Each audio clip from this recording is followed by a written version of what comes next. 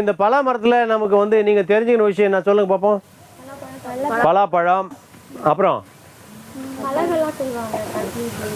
கட்டில், பலகை, பீரோ, அப்புறம் அதுக்கு அடுத்தது பலா இலை தைப்பாங்க. அதுக்கு அடுத்தது இப்போ முக்கணி என்னென்ன கனி? மாப்பழா வாழை. அப்போ இது ஒரு முக்கியமான மரம்.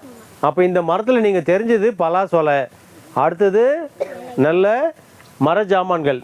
அதுக்கு அடுத்தது முக்கியமான விஷயம் என்னன்னா, இந்த மரம், இந்த இலை, காஞ்ச பழுத்த இலை கூட ஆடுகள் விரும்பி சாப்பிடும். சாப்பிட்டுதா இல்லையா?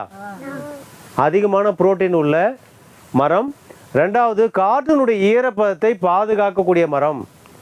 இந்த மரத்தை வீடை ஒட்டி வைக்கிறது தான் இங்கே என்ன சொல்லுவாங்க, இந்த மரம் பால் மரம் இங்கே நடக்கூடாது, இது வந்து நட்டுட்டா இந்த மாதிரி இந்த குடும்பத்துக்கு ஆகாது அப்படின்னு சொல்லுவாங்க.